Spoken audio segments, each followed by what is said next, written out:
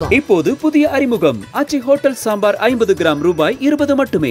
Holidays நாளே அது நம்ம GT ஹாலிடேஸ் தான். GT Holidays, South India's #1 travel brand. You know you are special when you're with GT Holidays.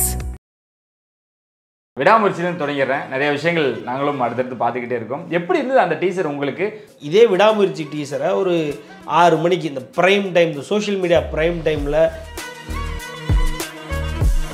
துணிவு பார்த்திங்க அப்படின்னா இப்படி தான். துணிவு ஒரு ப்ராப்பர் அனௌன்ஸ்மெண்ட்டில் வந்த ட்ரெய்லர். இன்றைக்கி அதுதான் நம்பர் 1 ட்ரெய்லர். இந்த ட்ரெய்லர் அடிக்க ஆள் இல்லை. அப்போ துணிவில் பண்ண முடிஞ்ச இதே அஜித் ஃபேன்ஸு விடாமுயற்சியில் பண்ண முடியாமல் இருக்காங்க. டிக்கியை திறக்கிறது என்ன சார் ஒரு பெரிய அது ஒரு விஷயமா என்ன? எத்தனை படத்தில் பார்த்துருப்போம், டிக்கியை திறந்தா பின்னாடி யாரையாவது கட்டி போட்டிருப்பாங்க, வச்சுருப்பாங்க, இல்லை உள்ளது ஒரு துப்பாக்கி எடுப்பாங்க, பொருள் எடுப்பாங்க, எல்லாம் பார்த்துருப்போம். அந்த டிக்கியை திறக்கிறாரு, அப்போ ஒரு ஷாட் வைக்கிறானு அந்த ஷாட்டில் அவர் முகத்தை மட்டும் தான் எனக்கு தெரிய இந்த வருஷத்தில் உனது பெஸ்ட் ஷாட்ஸ்னால் அதான். கிளைமேக்ஸ்லாம் கதரை விடுவார் அஜித். செகண்ட் ஹாஃபில் இந்த படத்தில் ஆடுற அஜித் இது வரைக்கும் நீங்கள் பார்த்துருக்க மாட்டீங்க சார். எழுதி நான் தந்துட்டு போகிறேன். அது இல்லாமல் நீங்கள் பயங்கரமாக செலிப்ரேட் பண்ணுறீங்க. அதையும் தாண்டி விஜய் ரசிகர்களும் கொண்டாட ஆரம்பிச்சிட்டாங்களோ இந்த விடாமுயற்சி? இல்லை, வேறு வழி இல்லை சார். எலெக்ஷன் வந்தோடனே ஆட்டோமேட்டிக்காக அதெல்லாம் பண்ணிக்கிட்டு இருக்காங்க சார். இப்போது அன்றைக்கெலாம் போட்டுருந்தானுங்க அஜித் மாசாக இருக்கார், கிளாஸாக இருக்கார். இதனால் நாங்கள் 30 வருஷமாக சொல்லிக்கிட்டு இருக்கோம். நீங்கள் நான் புதுசாக எங்களுக்கு சொல்லி தரீங்கன்ற மாதிரி கேட்டுட்டு இருக்கோம். அங்கே இருந்து ஆரம்பித்தாங்க இவங்க. இன்றைக்கி பார்த்தீங்கன்னா விடாமுயற்சி டீச்சரை அஜித் ஃபேன் கொண்டாடுறதோடு இவங்க கொண்டாடிட்டு இருக்காங்க. ஏடா அதாவது ஒரு பச்சைவந்தி தடவைலாம். அஜித் ஃபேன்ஸ் ஏமாந்துருவாங்களா, அஜித் ஃபேன்ஸ் நாளைக்கு போய் விஜய் ஃபேன்ஸுக்கு ஓட்ட போட்டுருவாங்கன்னு பார்த்தா சப்போர்ட் பண்ணுற ஒவ்வொரு விஜய் ஃபேனும் இதற்கு முன்னாடி அஜித் குடும்பத்தை பற்றி என்னென்னலாம் தரக்குறைவாக பேசுனாங்களோ அதை ஃபுல்லாக கீழே கமெண்ட்டில் போட்டு இன்னைக்கு நல்லதானங்க பண்ணியிருக்காரு. என்ன சார் சார் இது ஒரு தமிழ்நாட்டில் பிறந்த ஒரு தமிழனுக்கு இருக்கக்கூடிய மினிமம் பேசிக்கான மாண்பு சார். நான் இதை பண்ணிட்டு நான் உங்கள்கிட்ட நாளைக்கு ஓட்டு கேட்க மட்டும் உங்கள் வீட்டுக்கு வருவேன். நீங்கள் என்ன பண்ணுவீங்க? நீங்கள் கேவலமாக கேட்பீங்களா? இல்லைன்னா எனக்கு உடம்பு சரியில்லாமல் இருக்கும்போது, நான் நல்லா இல்லாமல் இருக்கும் பொழுது என்னை நீ வந்து பார்க்க சொல்லி, இன்றைக்கி உனக்கு ஓட்டு வேணுங்கும் போது நான் உன்னை வந்து பார்க்கணுன்ற மாதிரி நீ சொல்கிறே என்ன மனுஷன் நீ நான் கேட்க மாட்டேனாங்களா சார்? இதுதான் சார் நான் விஜய் அவர்கிட்ட நான் தெளிவாக சொல்கிறேன். அரசியலுக்கு அவர் சுத்தமாக ஒத்து வர மாட்டார். முக்கிய நிறுவலை உடனுக்குடன் கொஞ்சம் தெரிஞ்சுக்கல. ஆதன் செயலியை டவுன்லோட் பண்ணுங்க. டிஸ்கிரிப்ஷன் லிங்க் இருக்கு. ஆதன் சினிமாவில் அனைவருக்கும் ஒரு பெரிய வணக்கம் அண்ட் வெல்கம் டு ஷோ. இன்னைக்கு நம்ம கூட சத்யன் பிரதர் இணைஞ்சிருக்காங்க. நிறைய விஷயங்கள் இன்னைக்கு பேச போகிறோம். வணக்கம் பிரதர். வணக்கம். எப்படி இருக்கீங்க? நல்லா இருக்கு. சரி, இப்போ நான் விடாமுயற்சியிலும் தொடங்கிடுறேன். நிறைய விஷயங்கள் நாங்களும் அடுத்தடுத்து பார்த்துக்கிட்டே இருக்கோம். எப்படி இருந்தது அந்த டீசர் உங்களுக்கு? ஒரு ரஜினி ரசிகராக உங்களை எவ்வளோ தூரம் சாட்டிஸ்ஃபைட் பண்ணியிருக்கு? ஸோ ஒரு ரஜினி ரசிகராக நமக்கு வந்து அஜித் மேலே ஒரு மதிப்பு உண்டு சார். மதிப்பு மரியாதை எல்லாம் எப்போயுமே ஜாஸ்தி தான். ஏன்னா தைரியமாக இன்றைக்கி ஒரு துணிஞ்சு ஒரு அரசியல் மாநாட்டில், ஏறக்குறைய அது அரசியல் மாநாடு தான் சொல்லுவேன், அந்த அரசியல் மாநாட்டில் கலைஞர் முன்னாடியே கலைஞருடைய அமைச்சர்கள், கலைஞருடைய கட்சியில் இருக்கிற பொறுப்பாளர்கள் தவறு பண்ணாங்க அப்படின்னு சொல்லி ஒரு சிட்டிங் சிஎம் முன்னாடியே ஒருத்தர் தைரியமாக பேச முடியும் அப்படின்னு காமிக்கும் பொழுது, அதற்கு சூப்பர் ஸ்டார் எந்திரிச்சிருந்து கை தட்டும் பொழுதே அவர் எங்களுக்கு மிகவும் ஒரு நெருங்கிய மனிதராகிட்டார் சார். அன்னையிலேருந்து அஜித் மேலே எங்களுடைய பார்வை இருந்துக்கிட்டே இருந்தது. அதுக்கப்புறம் அவர் மன்றத்தை கலைச்சதாக இருக்கட்டும், அதுக்கப்புறம் வந்து அவருடைய பட்டம் வேண்டாம், இன்றைக்கி ஏறக்குறைய கமலஹாசனே அதை ஃபாலோ பண்ணுற இடத்துக்கு வந்துட்டார் பாருங்க. ஸோ அஜித் அவர்கள் அந்த பட்டம் வேண்டான்னு சொன்னது இருக்கட்டும். ஸோ இப்படி பல விஷயங்கள் வந்து அவர் மேலே மதிப்பை கூட்டிக்கிட்டே தான் இருக்குது. ஸோ அவர் மேலே ஒரு ரசனை, ஒரு மதிப்பு எப்போவுமே எங்களுக்கு இருந்திருக்கு. அதனால் அந்த ஆங்கிளில் தான் நம்ம எப்போயுமே அவரை பார்ப்போம். அவர்கிட்ட எப்படி, அதாவது ஒரு ஜென்ரிக்கான ஃபார்மேட் இருக்கா சார். ஒரு நடிகன் ஒரு நடித்து கொடுத்துட்டு ஒரு படத்தை என்னென்னலாம் பண்ணி ப்ரொமோட் பண்ணுவாங்க, என்னென்ன மாதிரிலாம் அதற்கு வந்து சப்போர்ட் பண்ணுவாங்க, அதுக்கு வந்து எத்தனை மார்க்கெட்டிங் கேம்பெயின்ஸ் அவங்க ரன் பண்ணுவாங்க, அப்புறம் சொந்தமாக சோஷியல் மீடியாவில் எவ்வளோ கேம்பெயின்ஸ் ரன் பண்ணுவாங்க, தான் செல்ஃப் இம்ப்ரூவ்மெண்ட்டுக்காக சோஷியல் மீடியாவில் மார்க்கெட்டிங் பண்ணுறவங்க இருக்காங்க. இப்படி இன்றைக்கி ஒவ்வொரு நடிகர்களும் அவங்க படத்துக்காகவும் அவங்க என்ன சொல்கிறது, அவங்க கரியருடைய க்ரோத்துக்காகவும் அவ்வளோ வேலை பார்க்குறாங்க.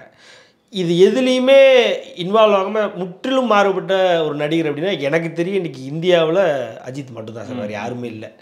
பட் ஸ்டில் வந்து அவருக்கு இவ்வளோ பெரிய பட்டாளம் இருக்கு இல்லையா, இவ்வளோ பெரிய கூட்டம் இருக்கு இல்லையா. ஸோ அங்கே தான் அதை நம்ம பார்க்க வேண்டியதாக இருக்குது. இதே விடாமுயற்சி டீசரை ஒரு 6 மணிக்கு இந்த ப்ரைம் டைம், இந்த சோஷியல் மீடியா ப்ரைம் டைமில் பிளான் பண்ணி ஒரு 3 நாளைக்கு முன்னாடி அறிவிச்சு, அப்படிலாம் ஒரு 10 நாளைக்கு முன்னாடி டீசர் என்ன வருதுன்னு அறிவிச்சு, அதுக்கப்புறம் அந்த டெய்லி மார்னிங்லேருந்து அந்த கவுண்ட் டவுன் ஆரம்பிச்சு 10 hours to go, 9 hours to go 8 hours to go அப்படின்னு சொல்லி அவர் சோஷியல் மீடியாவிலே இல்லை, அவர் சோஷியல் மீடியாவில் பதிவு போடுறதும், பிஆர்ஓ சோஷியல் மீடியாவில், அந்த ப்ரொடக்ஷன் கம்பெனி சோஷியல் மீடியாவில் பதிவு போடுறதும் இப்படியுமா இருந்துட்டு தான் இன்றைக்கி விடாமுயற்சி வந்து வேறு மாதிரி, அந்த டீசர் வேறு மாதிரி ஆயிருந்திருக்கும். ஏன்னு வைங்களேன், நீங்கள் துணிவு பார்த்திங்க அப்படின்னா இப்படி தான். துணிவு ஒரு ப்ராப்பர் அனௌன்ஸ்மெண்ட்டில் வந்த ட்ரெய்லர், இன்றைக்கி அதுதான் நம்பர் 1 ட்ரெய்லர். அந்த ட்ரெய்லர் அடிக்க ஆள் இல்லை. அப்போ துணிவில் பண்ண முடிஞ்ச இதே அஜித் ஃபேன்ஸு விடாமுயற்சியில் பண்ண முடியாமல் இருக்காங்க. ஆனால் ஏன் என்ன ஏதுன்னு தெரியல, 11:08 நான் டீசர் வருவேன்றான். நீங்கள் யோசிச்சு பாருங்கள் சார், அது ஒரு லேமனாக யோசிங்க. 11:08 ஏறக்குறைய ஒரு 90% தமிழ்நாடே தூங்கிட்டு இருக்கும் பொழுது நீங்கள் டீசர் வெளியிட்டால் என்ன, வெளியிடலாம் என்ன மாதிரி நீங்கள் ப்ரூவ் பண்ண ட்ரை பண்ணுறீங்கன்றது தான் ஃபஸ்ட்டு அலைக்கானர் கேட்க வேண்டிய கேள்வி. சரி, 11 மணிக்கு நீங்கள் ரிலீஸ் பண்ணுறீங்கன்றத ஒரு நாளைக்கு முன்னால் சொல்லியிருந்தா கூட பசங்க ரெடியாக இருப்பாங்க சார். இவங்க பார்த்தீங்கன்னா 10:45 சொல்கிறாங்க 11 மணிக்கு ரிலீஸ் பண்ண போகிறாங்க. இது எந்த மாதிரி? டீசர்ன்றது என்ன, படத்தை ப்ரொமோட் பண்ணுறதுக்கான ஒரு கருவி. அதை நீ ப்ராப்பராக பண்ணியிருந்தா, சும்மா நீங்கள் ஒரு நாளைக்கு முன்னாடி சொல்லி நீங்கள் மிட்நைட் 2 மணிக்கு விட்டீங்கன்னா கூட படித்து பந்தாடிருப்பானுங்க. இவனுக்கு அரை மணி நேரத்துக்கு முன்னாடி நாங்கள் ரிலீஸ் பண்ணுறோம் அப்படின்றாங்க. யாருமே ரெடியாக இல்லை. இன்னும் சொல்ல போனால் பாதி அஜித் ரசிகர்களே பிடிச்சி தான் இருந்துச்சு பார்க்க வேண்டிய நிலைமை ஆயிருக்கு. ஸோ இந்த ஒரு மார்க்கெட்டிங்கில் ஒரு இன்ச்சு கூட கவனம் செலுத்தாத ஒரு ப்ரொடக்ஷன் கம்பெனி அண்டு ஒரு டீம் இருக்குன்றதை எதிர்பார்க்கவே இல்லை. என்ன தான் இருந்தாலும் அஜித்துக்கு ஒரு கிரேஸ், அந்த டீசருக்கு ஒரு கிரேஸ் இருந்தாலுமே வந்து அது ரிலீஸ் பண்ணுறதுக்குன்ற ஒரு நேரம் காலம்லாம் இன்றைக்கி தேவைப்படுது. அதையெல்லாம் மீறி சரி விடுங்க, அதுதான் ஒழுங்காக போகலை, அந்த ரிலீஸ் பண்ண ஸ்ட்ராட்டஜி கம்ப்ளீட்டாக தப்பு, இது வந்து ஒரு கண்டனமாகவே பதிவு பண்ணோம்னாலும் அந்த டீசர் வந்து ஒரு இட்ஸ் ஹோல்சம் டீசர் தான் சார் சொல்லுவேன். இப்போ எனக்கு வந்து ஒரு ரஜினிகாந்த் ரசிகனாக எனக்கும் இப்போ அஜித்துக்கு ஒன்றுமே இல்லை சார். அஜித்தை நான் மதிக்கிறேனே ஒழிய அஜித்தை தூக்கி வச்சு கொண்டாடுன்ற தேவையே எனக்கு வரல. பட் ஆனாலும் அதையும் மீறி அந்த டீசரில் ஒரு புதுமை இருந்தது. எனக்கு தெரிய நான் பார்க்கும்போது இந்த ஹாலிவுட் படம்ன்றாங்க டக்குன்னு, நான் அப்படி சொல்ல வரும்ல. பட் ஆனால் ஒரு ப்ராப்பர் ஃபாரின் லாங்குவேஜ் மெட்டீரியல் மாதிரி தான் இருந்தது சார். ஒரு போர்த்துகீஸ் படமோ ஒரு ஸ்பானிஷ் படமோ அப்படிலாம் ஏதோ ஒரு ட்ராபிக்கல் ஏரியாவில் எடுத்த ஒரு படம், ப்ராப்பரான ஒரு படம், அந்த லுக் அண்ட் ஃபீல் தான் எனக்கு கிடச்சிது. அண்ட் அதில் உள்ள காஸ்டிங்கும் அந்த ஒரு ரொம்ப நமக்கு கனெக்ட் ஆகலை. கனெக்ட் ஆகலைன்னா நம்ம கனெக்ட் ஆகாத ஒரு ப்ராப்பராக ஒரு ஃபாரின் லாங்குவேஜ் மூவியை பார்த்துட்டு அந்த மூவியோட அவுட்புட்டை பார்த்துட்டு வியந்து நம்ம எழுதுவோம் தெரியுமா. ஃபேஸ்புக்கிலலாம் ஒரு சில கொஞ்சம் பெக்யூலரான மூவிஸ், ஃபாரின் லாங்குவேஜ் மூவிஸ் பற்றிலாம் எழுதுவாங்கல்ல, அந்த ஃபீல் எனக்கு கொடுத்துச்சு ஃபஸ்ட்டு. ரெண்டாவது அதை வச்சுருக்க ஷார்ட்ஸு, இருக்கிற பேக்ரவுண்டு, அந்த கலரிங்கு, அந்த கலர் கிரேடு, அப்புறம் அவங்க போட்டிருக்க காஸ்டியூம்ஸு, அந்த காஸ்டியூம்ஸில் உள்ள கிளாஸு, வைக்கிற ஒவ்வொரு ஆங்கிளு. டிக்கியை திறக்கிறது என்ன சார் ஒரு பெரிய அது ஒரு விஷயமா என்ன? எத்தனை படத்தில் பார்த்துருப்போம், டிக்கியை திறந்தா பின்னாடி யாரையாவது கட்டி போட்டிருப்பாங்க, வச்சுருப்பாங்க, இல்லை உள்ளேருந்து ஒரு துப்பாக்கி எடுப்பாங்க, பொருள் எடுப்பாங்க, எல்லாம் பார்த்துருக்கோம். அந்த டிக்கியை திறக்கிறாரு, அப்போ ஒரு ஷாட் வைக்கிறானு, அந்த ஷாட்டில் அவர் முகத்தை மட்டும் தான் எனக்கு தெரிய இந்த வருஷத்தில் உனது பெஸ்ட் ஷாட்ஸ்னால் அதான் சார். செம்மையாக இருந்தது. அப்புறம் கதவை திறந்து இறங்கும் பொழுது அது அவ்வளோ கிளாஸாக இருக்குது, அவ்வளோ கூலாக இருக்குது சார். யூபர் கூல்னால் அதுதான் சார்.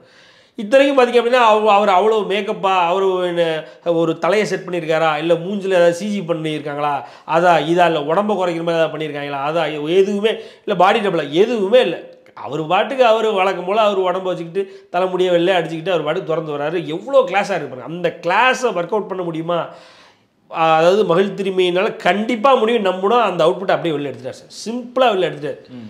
அண்டு அந்த டீசர் பார்த்திங்கன்னா அவங்க என்ன பண்ணியிருக்கலாம், எல்லாம் நம்ம எல்லாருமே இன்றைக்கி ஒரு டீசர் நம்ம பார்க்குறோன்னா அந்த டீசர் முடியும் போல் ஒரு பஞ்சு வருதுதான் உட்காந்துருப்போம். ஏதோ இந்த டீசர் க்ளோஷரில் ஒரு பஞ்சு வைப்பாங்க, அதை வச்சு தான் அது ஹூக்காக வச்சு ஒரு சில படங்களுக்குலாம் நீங்கள் போய் தேட்டரில் உட்காந்திங்கன்னா அந்த பஞ்சு வரும்போது கத்திட்டு வெளில வந்துடுவாங்க. அந்த பஞ்சு வரப்போது தெரிஞ்சு உட்காந்துருப்போம், அது வரும்போது கத்திட்டு வெளில வந்துடும். அப்படிலாம் எதுவும் இல்லாமல் எந்த எக்ஸ்பெக்டேஷன்ஸும் டீசர்லையும் செட் பண்ணாமல் என்ன மீட்டரில் நான் படம் எடுத்தனோ அதே மீட்டரில் அப்படியே அழுங்காமல், எந்த மாஸ் மொமெண்ட்ஸை தேவையில்லாமல் இன்வால்வ் பண்ணாமல், ஹீரோயிசம்காக ஏதாவது எலமெண்ட்ஸ் ஆட் பண்ணாமல் ஒரே மீட்டரில் நீட்டாக கதை என்ன, படம் என்ன சொல்ல வருது அதை அப்படியே அழுங்காமல் கட் பண்ணி எடு அப்படின்னு சொல்லி எந்த ஹீரோவோட இன்டர்வென்ஷனும் இல்லாமல் எதுவும் இல்லாமல் அழகாக ஒரு டைரக்டர் அவர் பாணியில் ஒரு டீசரை கட் பண்ணி எடுத்துருக்காரு சார். ஓகே, இது ஒரு சாதாரண ஒரு 4 டியரில் உள்ள ஆக்டர் நடந்ததுன்னா அது வேறு. ஆனால் அஜித் போன்ற ஒரு ஆக்டர் நடக்கிறது மிகப்பெரிய விஷயம்.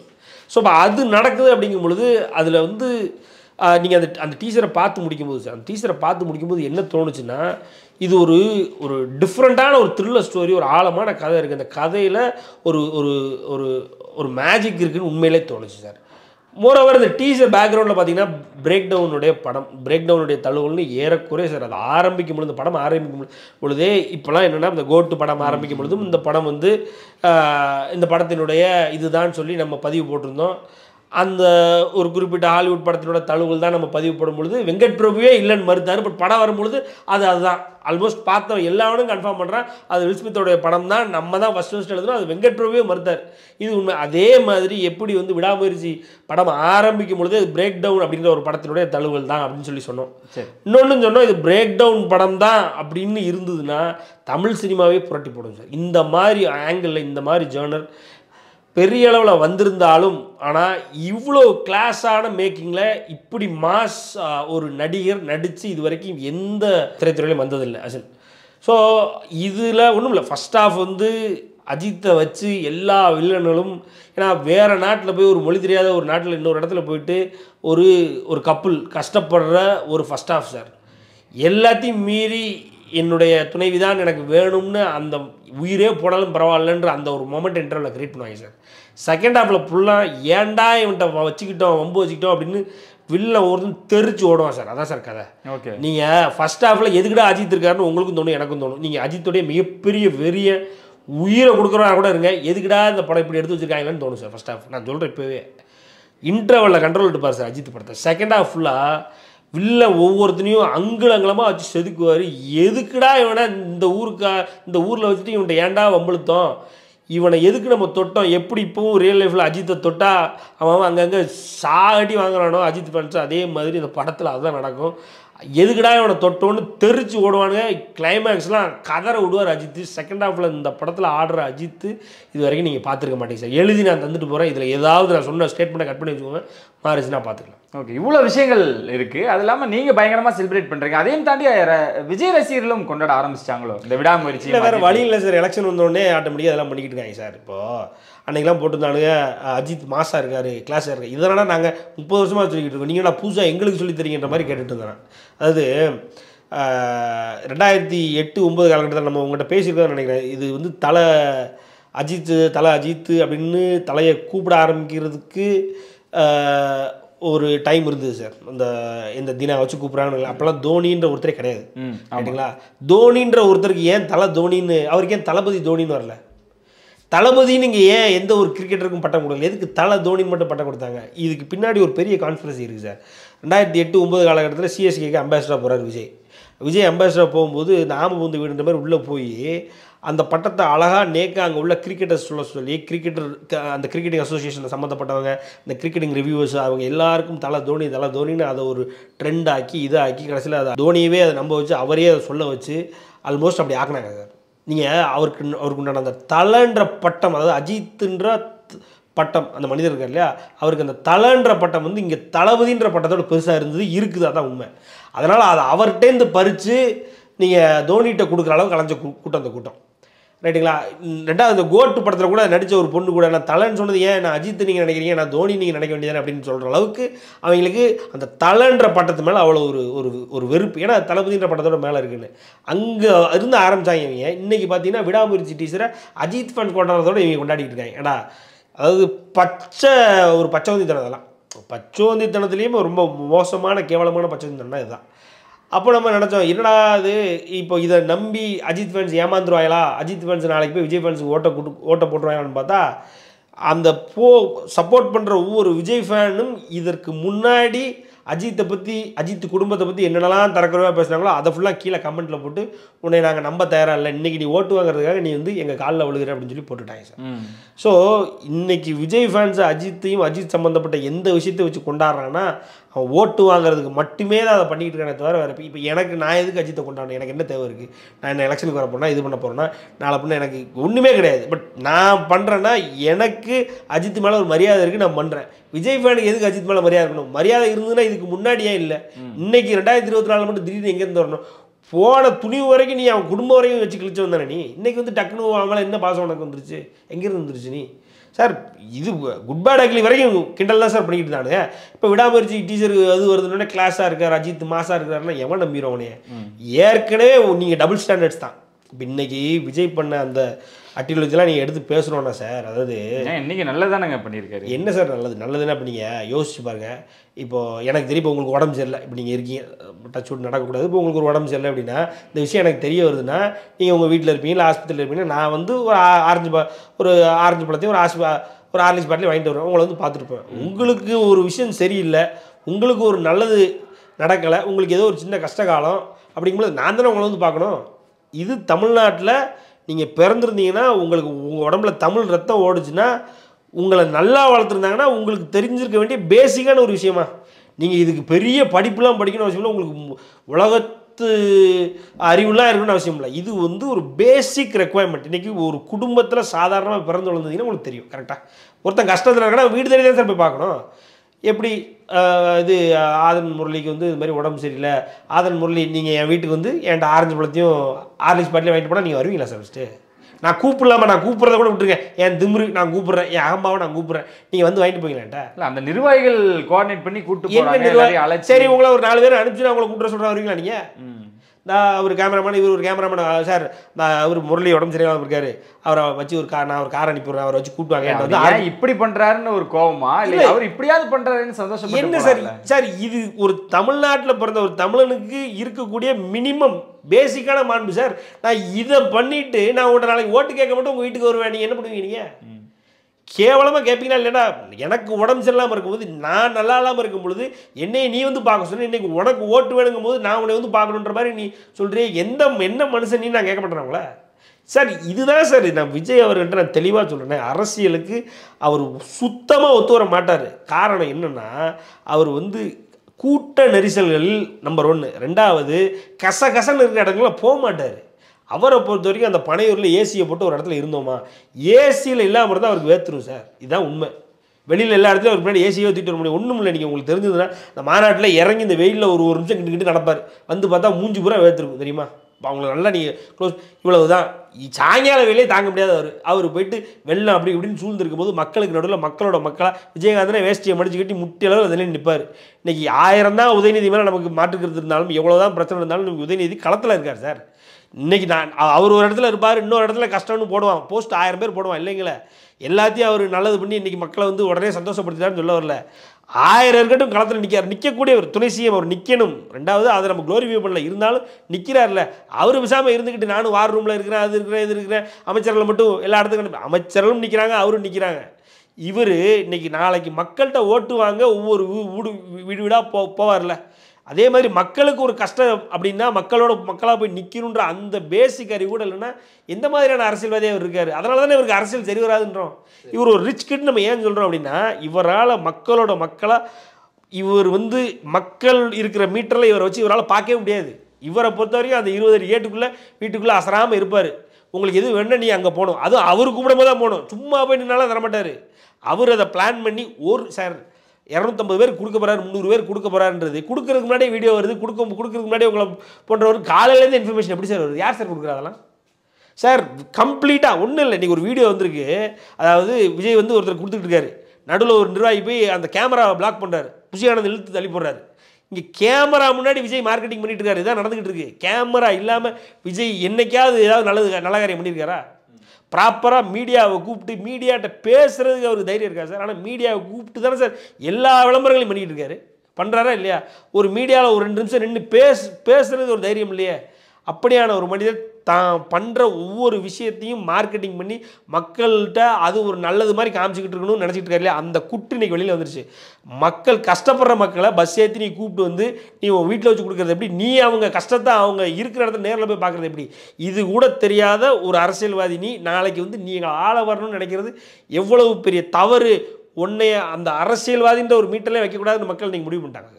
ஆனா அஜித் ரசிகர்கள் வந்து என்னதான் அந்த பக்கம் போகல அப்படின்னாலுமே கூட அந்த கார்ல இந்த கலர் முதற்கொண்டு டீகோட் பண்ணி கொண்டாடிக்கிட்டு இருக்காங்க. அதெல்லாம் பார்க்கும் பொழுது தானே கிட்டத்தட்ட என்ன சார் இப்போ ஒன்றும் இல்லை, ஸ்டாட்டோடைய லோகோ அதில் இருக்குது, ஸ்போர்ட்ஸ் டெவலப்மெண்ட் அத்தாரிட்டி ஆஃப் தமிழ்நாடுடைய லோகோ அங்கே இருக்குது.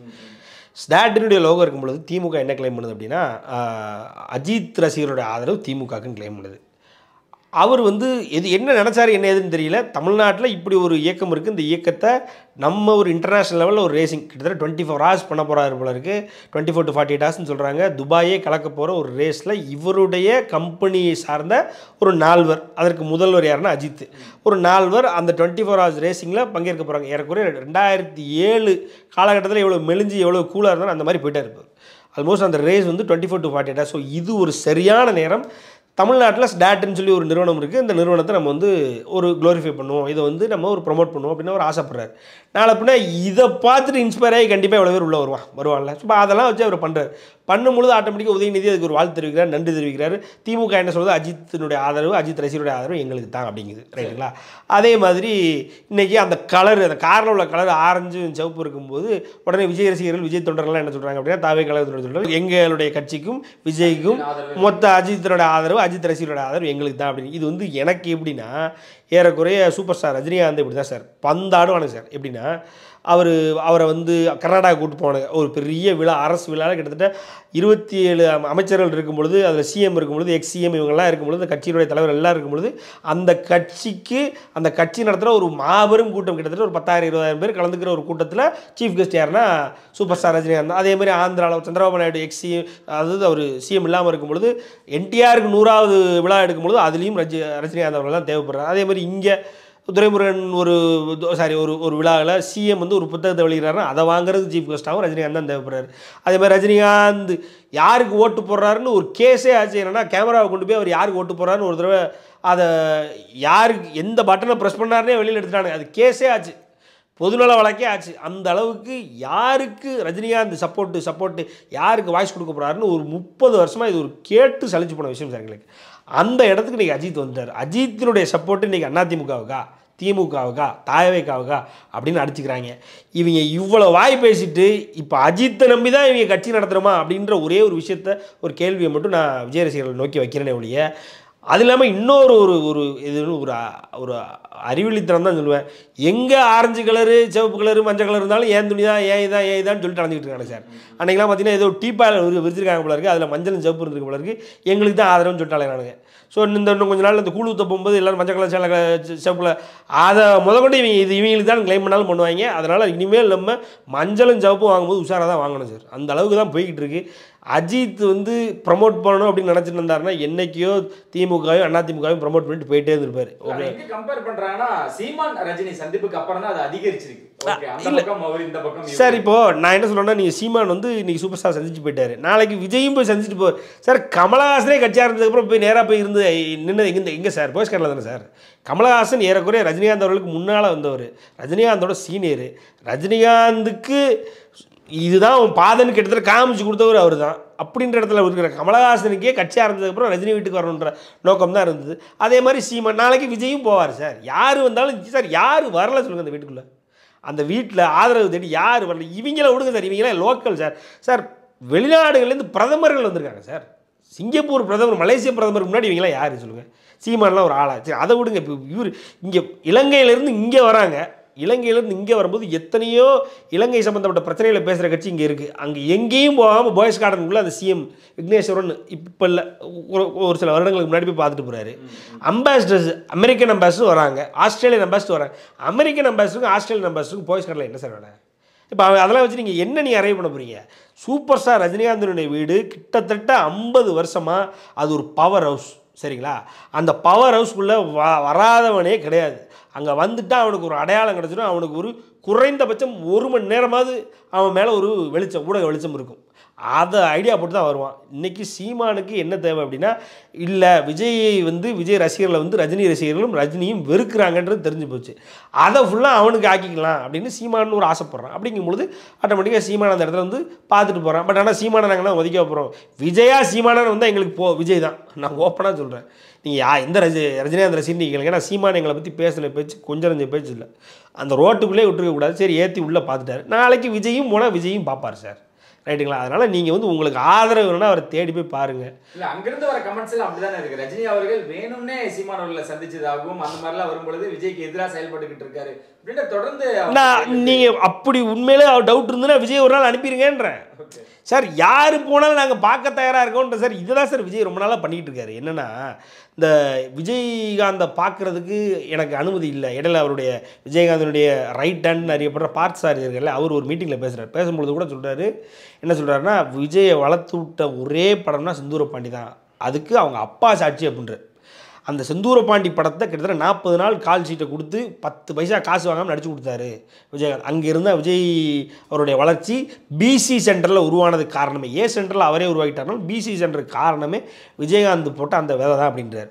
அப்படிப்பட்ட விஜயகாந்தை பார்க்க எங்களை அனுமதிக்கலை, அதனால தான் நாங்கள் பார்க்கல அப்படின்னு சொல்லி விஜய் தரப்புலேருந்து சொன்னாங்க. ஆனால் பிரேமலதா விஜயகாந்தே வெளியிலேருந்து என்ன சொல்லிட்டாங்கன்னா, அப்படிலாம் நாங்கள் எதுக்குங்க விஜய் அனுமதிக்காமல் இருக்க போகிறோம், எங்கிட்ட ஒரு தடவை கூட பார்க்கணும்னு சொல்லி விஜய் அவர்கள் விஜய் தரப்புலேருந்து கேட்டதே இல்லைன்னு சொல்லி பிரேமலதா கன்ஃபார்ம் பண்ணாங்க.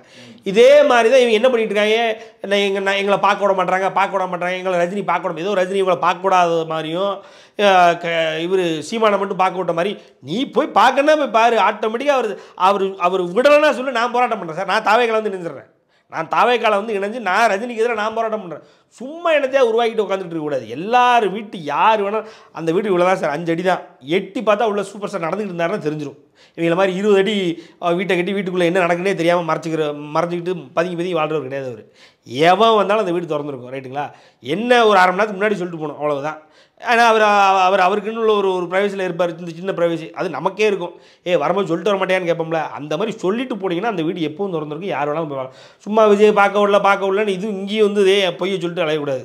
ரைட்டுங்களா? அதனால் தேவையான நேரத்தில் உங்களுக்கு தேவையான, இப்போ நீங்கள் இன்றைக்கி ஓட்டு வாங்க போகிறீங்க, நாய் போச்சு. ஒன்றும் இல்லை சார், இந்த விஜயகாந்த் அந்த சூப்பர் ஸ்டார் ரஜினிகாந்த் அவர்கள் 2011 கிட்டத்தட்ட 4 தடவை ஆஸ்பத்திரியில் வந்திருக்கார் சார். அந்த 4 தடவை விஜய்கிட்டேருந்து ஒரு அறிக்கையோ ஒரு எதுவுமே ஒரு ட்வீட்டோ ஒரு கருணைக்காக போய் பார்த்தவங்க கூட போய் பார்க்கல சார் சூப்பர் ஸ்டார் ரஜினிகாந்தை. 2024 அவர் கட்சியை வச்சுட்டு இன்றைக்கி அவர் ஒரு நாள் சும்மா ஒரு சின்ன அப்பண்டிக்ஸோட சின்ன ஆப்ரேஷன் தருது, கரெக்டாக சொல்ல போனால் அந்த ஆப்ரேஷன் பண்ணிட்டு வந்து நலம் பெற்று சூப்பர் ஸ்டார் ரஜினிகாந்த் வீடு திரும்ப நான் கடவுளை பிரார்த்திக்கிறேன் அப்படின்னு போடுறாரு. இவர் ஒரு மனுஷனா? இவரெல்லாம் வச்சுக்கிட்டு இவருக்கு நல்லது நம்ம செய்யணும்னு எதுக்கு கலையணும்? அப்படி ஒன்றும் தேவையில்லை. தேவைன்னா அவர் வீட்டில் போய் பார்க்க சொல்லுங்கள். போய் அவர் கேட்டு நாங்கள் அனுபவிக்கலன்னா நானே இறங்கி போராடுறேன். ரொம்ப நன்றி ப்ரோ, நிறைய விஷயங்கள் எங்களோட பகிர்ந்துக்கிறதுக்கு. இந்த விஷயம் அவங்க சந்திக்கும் உங்களிடமிருந்து விடைபெற நாள் நன்றி, வணக்கம்.